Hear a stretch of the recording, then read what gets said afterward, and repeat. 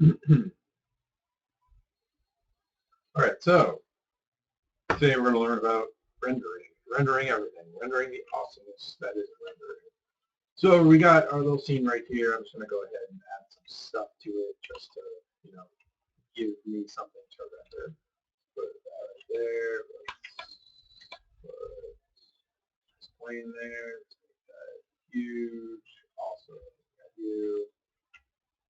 So I'm just going to go ahead and, as we learned in class, you can easily go mix some new materials. So we've got a little bit of diversity here. The red, and you are going to be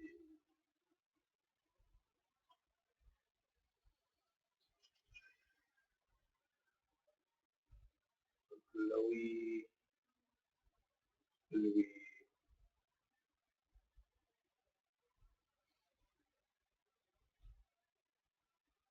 And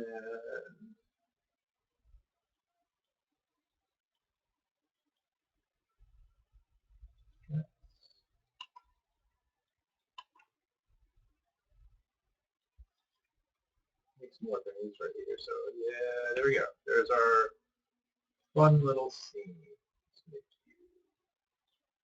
this. Yeah. Reflective, centric. Okay.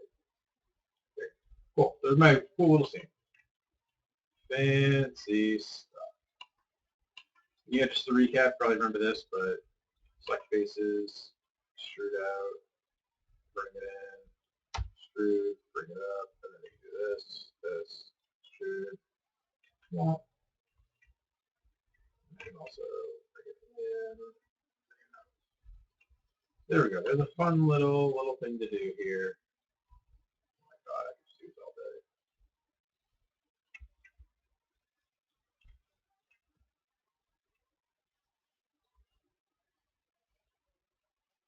That's a little interesting. All right. So yeah, there we go. There's our little scene thing. Got that going. And now we want to render it. We want to make it look really pretty and stuff. So if you remember correctly, you want to go up here over by the clacker area right there. And if you do the second one in that bar, the first one is the open render view, which just opens up the blank window, right? The second one renders our current frame as it is, right? And you'd say, oh, that looks pretty nice, Greg, but like, it could be a little better. And I would say, yes, Rachel, it could be a little better. You are correct. Yeah, lights on that for one. Remember, 7 is the light and shaded mode. Press number 7 on the keyboard and that'll do it for you. And we want to do the 2 lights because one's going to be our shadow light.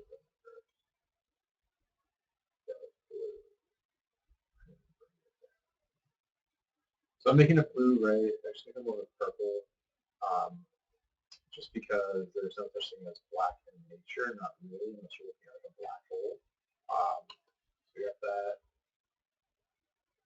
Change the color of the light to yellow, but we don't want to make it like super yellow, just have it like a hint of yellow, right? There we go. We're going to render that out.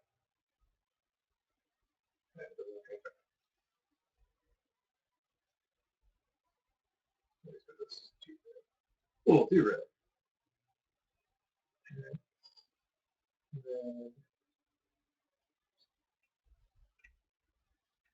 there we go. Now here we go. Here's our little thing, right?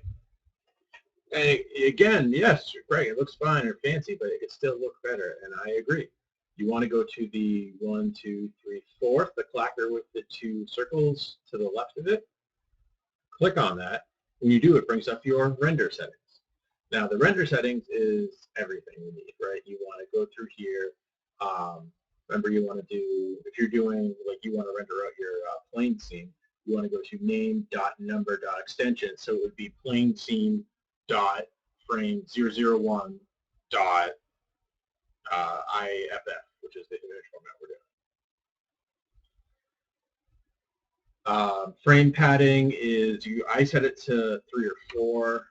That would be, so you can kind of see it up here, it would mean your scene would be called plain scene dot 0004 dot IFF. And that way, if you get up to 10s, it would be dot 0010, right, for 10. And if you get 20s, dot 0020, and so on and so forth. And then down here in the frame range, you set your start frame to where your animation begins, your end frame to where your animation ends, and by frame, you always want to have that be 1, because if you set it to 2, it'll start skipping frames. Renderable camera is the camera in which you want to render from. Remember in class we had the 2 different cameras going on. We did have, what was it, like our follow cam, which followed your plane. We had the camera and aim, right? And that was kind of like it was a fixed point and it followed your plane around. And the presets under image size, you can set this to whatever you really want. You do HD 720 if you'd like for a really crisp image. It's going to take forever to render, but you could do that. But yeah, any one of these will really work for rendering. I mean, if you're doing like a nice portfolio piece, I would drive all your HD 720 instead of really look nice, right? So that's, and then that tells you what the width and the height is right there, and yeah, you're going to have to worry about that. So next up, right, you want to go to Maya Software. You want to set the quality from custom to production quality. And then you want to go into turn on ray tracing, right? So ray tracing is under ray tracing quality, so we'll turn that on for you. Do that. And this is going to look very, very nice. What I have to do, because I'm using 2013, not 2014 actually, I have to go into my lights and I have to turn on my shadows under ray tracing. And the same thing for this one, under ray tracing. So that's just the attribute editor here on the left. And I just turned on ray tracing shadows, so shadows will show up on my floor. I believe this is on by default in 2014, so you might not have to worry about that. So I'll press the clacker on the left here to, right there, to re-render my scene. And it's taking a little while because it's a lot prettier now. And see now we've got the reflections going on down there. We got the shadows right there. It's looking a lot nicer now. So now this is about what I want it to look like. I'm gonna make some more, guys, just to mix it up a bit here. Get that going, that going, that going.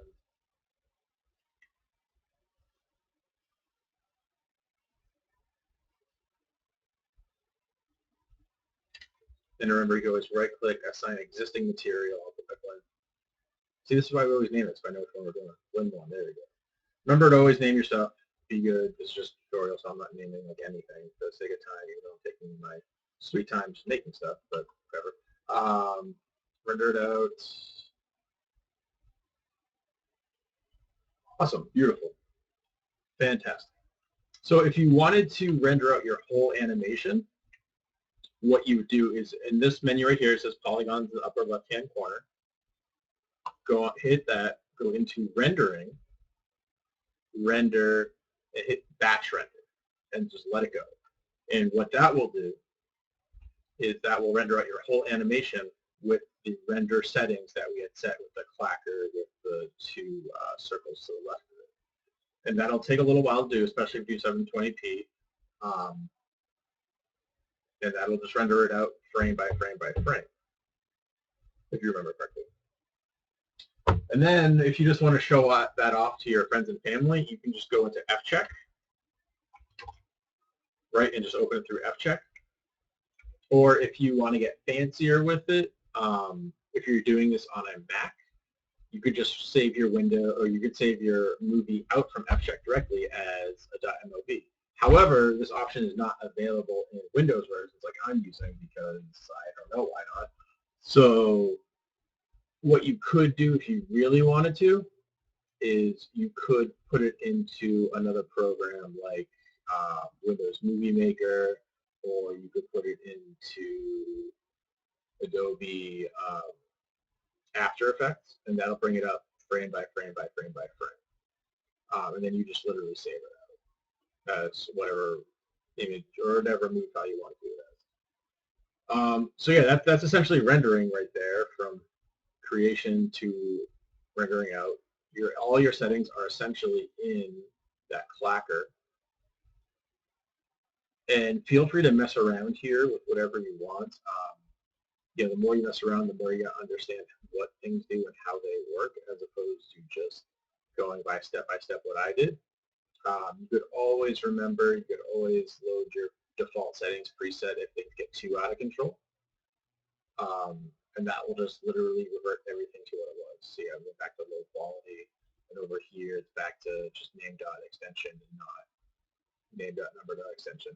So if things get too intense for you, you can always just go into presets, load preset, default settings, and it'll bring it back. So yeah, I hope this was beneficial to you. If you have any questions, if it went too fast, if I didn't answer what you were thinking about at all, please feel free to contact me, you know, like you did this time. I would love to help. All right, cool. Yeah, take care.